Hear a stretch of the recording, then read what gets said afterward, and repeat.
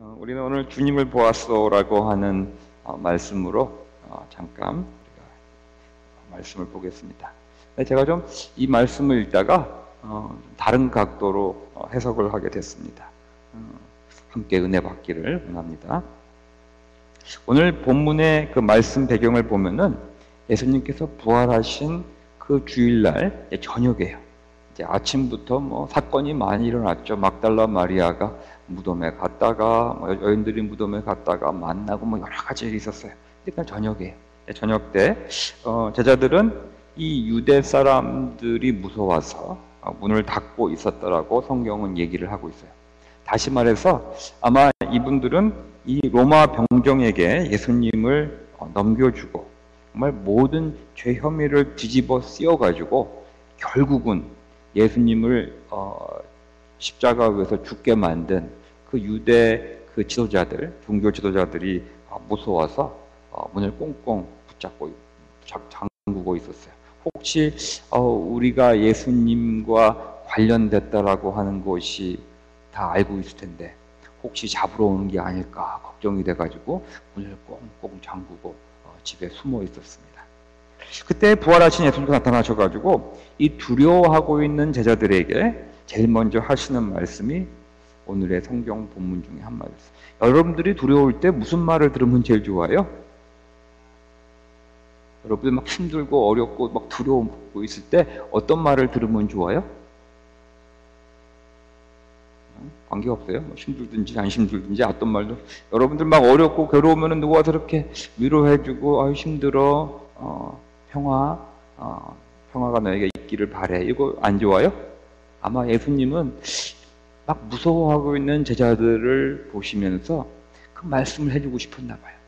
얼마나 자기 때문에 힘들어서 숨어있는 제자들에게 가서 말씀을 전해주고 싶었으면 부활하시고 나타나셔가지고 제일 먼저 하신 말씀이 뭐냐면은 너희에게 평화가 있기를 라고 인사를 하십니다. 그래서 두려움을 떨쳐버리고 그래도 두려운 거예요. 누가 왔는데 부활하셨다라고 하는 것을 알지 못하고 있는 제자들은 누군가가 와가지고 평화가 있기를 분명히 예수님 같은데 아직까지도 제대로 모르는 거예요. 그래서 두려움을 떨쳐버리지 못하는 제자들에게 당신의 두 손과 옆구리들을 그들에게 보여줍니다. 다시 말해서 못자국과 창자국을 보여주면서 나야 나, 내가 십자가 위에 죽었던 그 예수야 이렇게 말해줍니다. 그제서야 죽은 줄 알았던 예수님이 부활하신 것을 제자들은 깨닫게 되고 기뻐했다라고 성경은 말하고 있습니다. 안도의 숨을 쉬는 제자들에게 예수님은 다시 한번 말해요. 너희에게 평화가 있기를 빈다. 아마 예수님의 마음은 그런 것 같아요. 힘들어하고 있는 우리들을 보고 하나님은 절대로 무관심하시거나 우리들의 그 형편을 무시하시거나 얘네들이 힘들지 말든지 역사는 이 세상을 움직여야 된다. 얘네들은 어쩔 수 없이 그 세상이 움직이는 거에 빅팀이야. 어쩔 수가 없는 거야. 이러지 않으시는 분인 것 같아요. 힘들어하고 있는 제자들이 나타나셔가지고 평화를 너에게 준다라고 말씀을 하십니다. 그리고 잠시 한도의 안숨을 쉬고 있는 제자들 그리고 기뻐하는 제자들에게 이런 말씀을 해요. 아버지께서 나를 보내신 것 같이 하나님이 예수 그리스도를 보내신 것 같이 나도 너희를 보낸다. 나도 너희를 보낸다. 그러시면서 그들에게 숨을 불어넣으시고 말씀하세요. 성령을 받아라. 너희가 누구의 죄든지 용서해주면 그 죄가 용서함을 받을 것이고 용서해주지 않으면 그대로 남아있을 것이다 라고 예수님께서 말씀하세요. 아마 이 말씀이 부활하신 예수님께서 제자들에게 가르치고 전해주고 싶었던 메시지의 핵심인 것 같아요.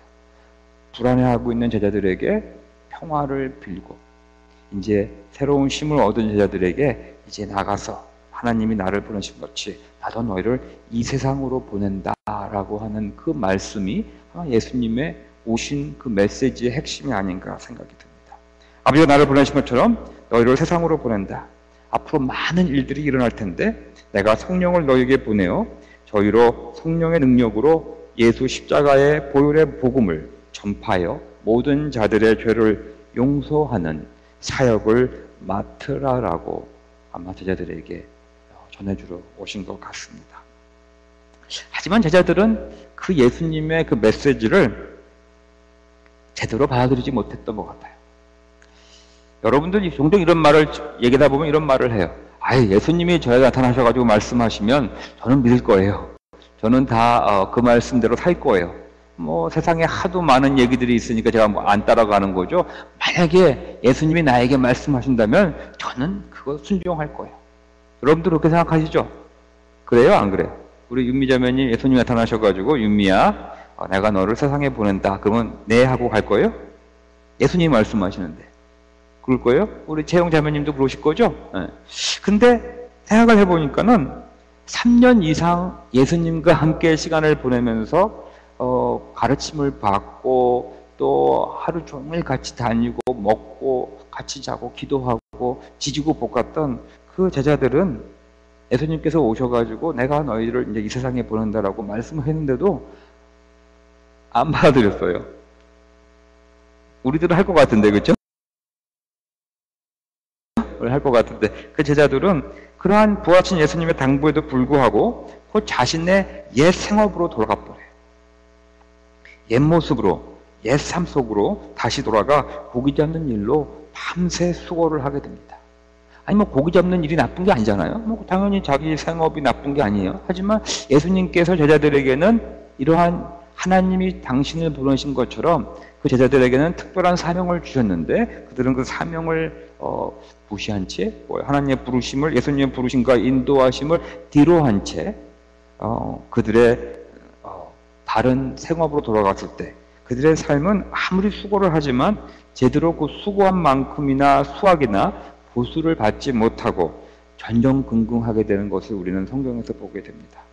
그들은 고기잡이를 해서 밤새도록 고기를 잡았다고 하지만 우리 성경은 그들은 한 마리의 고기도 잡지 못했다라고 말씀하고 있습니다. 부활하신 예수님을 만났지만 부활하신 예수님과 대화를 하고 그분의 당부하심을 받았지만 친히 받았지만 1대1로 받았지만 우리에게 잠시 위안이 될 뿐 세상의 염려와 사탄의 꾀에 빠져서 곧 디스트랙트 되어 버리면 우리는 그 당부하심을 뒤로한 채 그 당부하심을 버린 채 다른 길로 걸어가는 것이 일수입니다. 또 오늘 성경 본문은 예수님이 제자들과 만나고 있을 때 그 자리에 또 함께 있지 않았던 한 형제가 있다고 합니다. 그 형제의 이름은 도마라고 하는 사람이죠. 부활하신 예수님을 눈으로 직접 목격하고 그리고 대화를 나눴던 여러 제자들이 도마에게 찾아와가지고 이런 말을 해요. 우리는 주님을 보았어. 우리가 주님을 보았단 말이야. 너 어디 갔었어? 나는 부활하신 주님을 보았어. 라고 얘기를 합니다. 하지만 도마는 또 이렇게 말을 해요. 나는 내 눈으로 그의 손에 있는 못자국을 보고 내 손가락으로 그 못자국에 손가락을 넣어보고 내 손을 그의 옆구리에 넣어보지 않고서는 믿지 않겠어 라고 말을 합니다. 이 성경 구절 때문에 우리는 도마라고 하는 이름 그러면 뭐라고 부르죠? 의심 많은 도마라고 하는 단어가 나왔어요. 그렇죠? 의심 많은 도마. 우리가 종종 얘기하다가 누가 의심하면은 에휴 저거는 의심 많은 도마가 똑같아 이런 얘기를 많이 해요. 그렇죠? 하지만 한 가지 우리가 생각해 볼 것은 이 도마라고 하는 이 제자는 믿지 않으려고 혹은 도망가려고 정말 예수님의 어떤 가르침이나 예수님을 믿지 않으려고 도망가려고 그렇게 말을 했다기보다는 믿고 싶어서 믿어지지 않는데 믿고 싶어서 자기도 부활하신 예수님을 만나서 만지고 확인하고 싶어하는 마음이었다라고 하는 것을 우리는 기억해야 될 것 같아요. 도마는 어렸을 때부터 왜 그런지 모르겠어요. 아마 어머님, 아버님이 도마한테 뭐 약속해주고 안 지켜주셨나 봐요. 뭐 사줄게 그러고 나서는 안 사주셨나 봐요. 여러분들도 여러분 부모 그러신 부모 있으세요? 뭐 사줄게 그러고 우리 항구가 손드네. 그래서 항구가 이렇게 의심이 많아요. 한 의심해요. 그래서 그런 것 같아요. 우리는 어렸을 때부터 우리가 믿고 있었던 어떤 절대적인 존재가 부모님이고 형제고 또 친한 친구들인데 살다 보면은 우리 어머님은 빼놓고 많은 어머님들은 약속을 해놓고 그래 이따가 해줄게. 우리 어머니 웃으시는 거니까 당신도 많이 하신 것 같아. 이따가 해줄게. 뭐 하면은 뭐 해줄게 하고 나서는 딱 씻어버리죠. 그렇죠? 그러다 보면 우리는 이제 모든 사람의 말을 의심하기 시작해요. 우리의 몸은, 우리의 자아는 이 의심 덩어리가 되어버립니다. 근데 이 도마는 그 의심 덩어리임에도 불구하고 자신의 의심을 떨쳐버리게 할 수만 있다면, 뭔가 그 의심을 떨쳐버리게 할 수만 있다면 그것이라도 붙잡고 예수님을 만나고 믿고 싶어하는 도마라고 하는 그 모습이 저에게는 요새 더 가까이 다가옵니다. 저희 아버지가 그랬어요. 저희 아버지가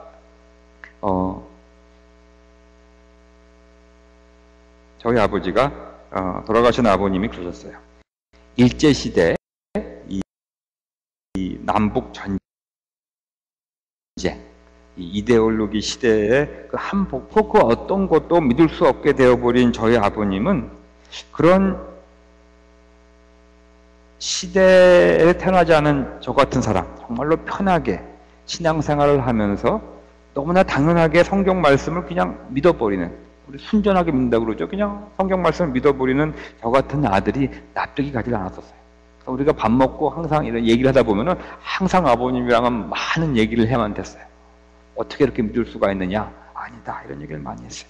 하지만 이 돌아가신 저희 아버님이 남겨놓으신 그 많은 글이 얼마나 많은지 몰라요. 여러분 상상할 수 없을 정도로 많은 글들을 쓰셨고, 또 성경과 그에 관련된 서적들을 아주 이잡듯이 읽으시면서 당신이 공부하신 그 자료들을 남겨놓으신 곳이 있는데 얼마나 믿고 싶으시는지.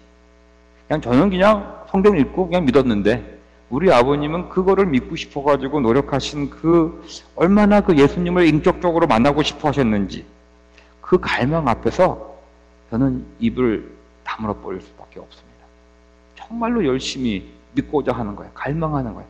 단지 그것이 안 믿어져가지고 힘들어 하시는 거죠. 얼마나 믿고 싶었는지 몰라요. 의심 많은 도마. 하지만 예수님을 갈망하는 도마 앞에 부활 후 여드레 뒤에 예수님께서 나타나십니다. 왜냐하면은 예수님은 그냥 예수님을 만나고 순전히 좋아하는 제자들만 만나주시는 것이 아니라 이렇게 의심 덩어리가 있고 만나고 싶은데 믿고 싶은데 잘 안 되는 분들에게도 찾아와 주신다고 하는 거죠. 8일 후에 나타나셔가지고 도마에게 이렇게 말을 해요. 내 손가락을 이리 내밀어서 내 손을 만져보고 내 손을 옆구리에 넣어보아라. 그래서 의심을 떨쳐버리고 믿음을 가져라 라고 말씀하세요. 처음에 제자들에게는 그냥 보여주셨어요.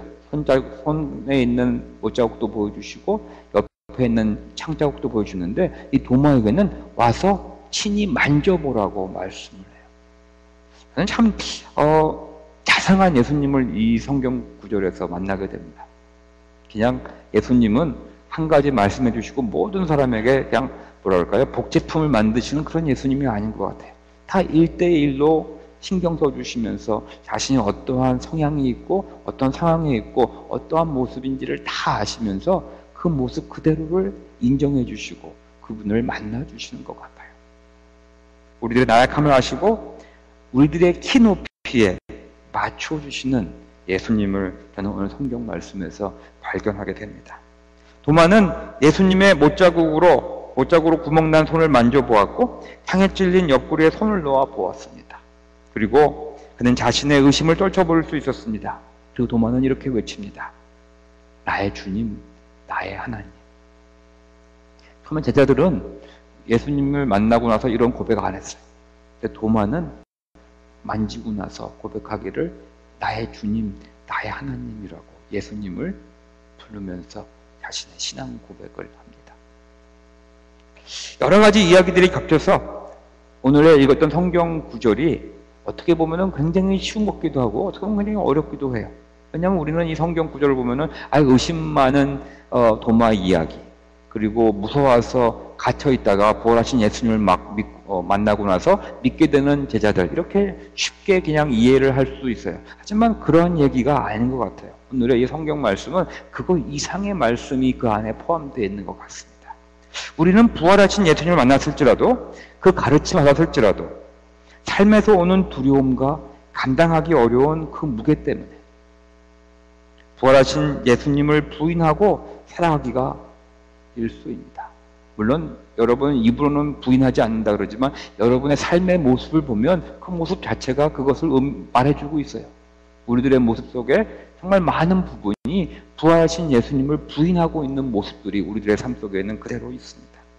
우리는 의심과 의심 때문에 부활하신 예수님께서 우리에게 주시는 그 놀라운 은혜를 받아들이지 못하고 고집을 부리는 모습도 있습니다. 우리가 아무리 사랑하는 친구들에게 복음을 전하고 또 공동체로 초대를 한다고 하더라도 고집을 부리고 또 우리 여기 안에서도 바깥에 있는 사람뿐 아니라 우리들도 고집을 부리고 있는 모습들이 있습니다. 이런 우리들에게 예수님은 오늘 말씀하십니다.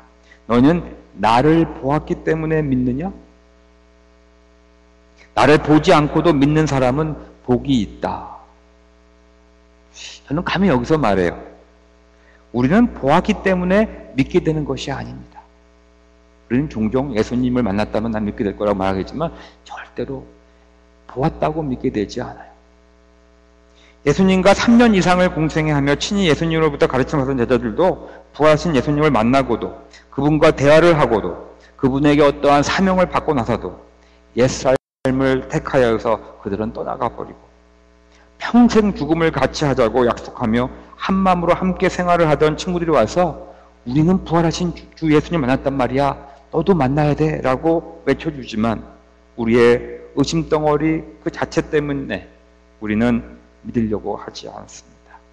하지만 오늘 예수님께서는 말씀하시는 길을 믿음은 피지컬리 보고 안 보고 또 의심하고 확신하고 하는 차원의 것이 아니라고 말씀해 주시고 있는 것 같아요. 다시 말씀드리겠습니다. 믿음이란 우리가 보고 안 보고 경험하고 안 경험하고 내가 의심하고 확신하고 이러한 차원의 것이 아니라라고 말씀하고 계신 것 같아요. 믿음이라고 하는 것은 하나님의 선물입니다. 믿음은 하나님의 선물입니다. 은혜로 주시는 것이 바로 믿음입니다. 우리가 할 수 있는 것은 감히 말씀드리는데 별로 없어요. 할 게 없는 것 같아요. 다만 우리들의 마음으로 우리들 예수 그리스도를 나의 주님이라고 입으로 입술을 통하여서 고백하는 것 말고는 우리가 할 게 없어요. 그 안에 나의 믿음이 있느냐 없느냐는 중요한 것 같지가 않아요. 다만 우리 마음속으로 하나님 주님 사랑합니다. 또 나의 입술로 예수 그리스도는 우리들의 주님이라고 나의 주님이라고 고백하는 것 말고는 우리가 할 수 있는 것이 없습니다. 하지만 그러한 것을 마음으로 믿고 입술로 고백할 때 내심으로는 가질 수 없는 믿음이 나에게 주어지고 내 노력으로는 믿어지지 않는 그 영적인 세계 속으로 이미 깊숙이 들어와 있는 우리 자신을 우리는 발견하게 돼요. 참 이게 재밌는 것 같아요. 막 믿으려고 노력을 해도 안 되는데 어느 날 그냥 무심코 하나님 저도 하나님 사랑해요. 인생을 살아보니까 별게 없네요. 정말 허망하네요. 제가 할 수 있는 것은 하나님밖에 없네요. 하나님 사랑합니다. 하나님께서 보내주신 예수 그리스도를 나의 주님으로 영접합니다. 라고 입술로 고백하는 것밖에 없는데 그거를 하는 순간에 어느새 우리들은 영적인 세계, 하나님의 은혜의 그 세상 속으로 깊숙이 들어와 있는 것을 우리는 발견하게 됩니다. 그 이유는 이런 것 같아요. 믿음은 선물이며 바로 하나님의 은혜의 세계로 들어가는 도어입니다. 문입니다. 대문이에요. 우리가 하나님을 받은 이 믿음은 그 영적인 세계로 들어가는 그 어떠한 문이 열리는 그러한 작용을 해줍니다. 문이 활짝 열리게 됩니다. 하나님이 바로 그 믿음의 문을 열어주시는 것입니다. 이 믿음의 문은 우리로 영원한 생명에 이르게 하는 우리들의 믿음의 여정길을 열어줍니다.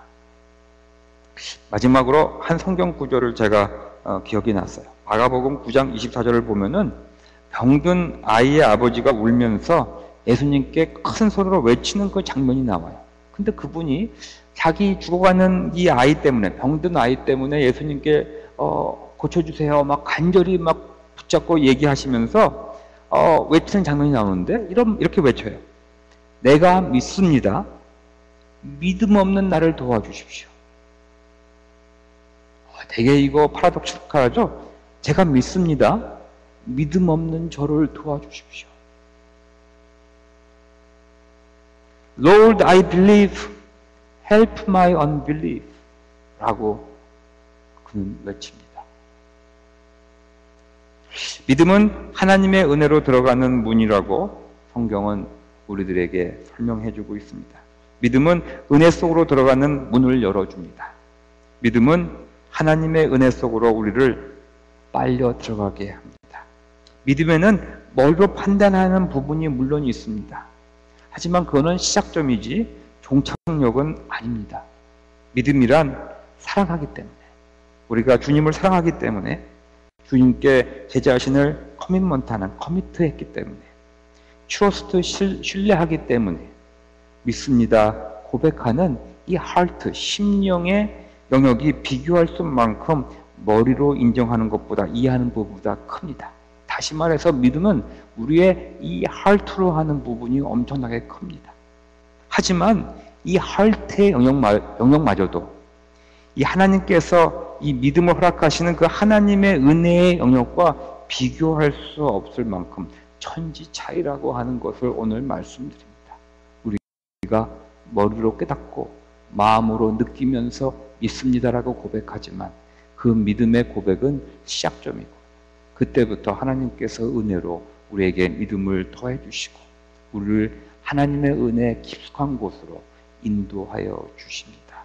오늘 여러분들 목장 모임에서 우리는 이런 은혜로 주어지는 믿음을 받게 되는, 이러한 은혜로 받게 되는 이 믿음을 받게 되는데, 그 means of grace, 은혜의 통로에 대해서 어떻게 하면 우리는 이렇게 은혜로 믿음을 받게 되는가, 그 통로는 무엇인가, 그 채널은 무엇인가 대하여 우리 예배 후에 목장 모임에서 대화를 나눠주시기 바랍니다. 우리 기도하시겠습니다.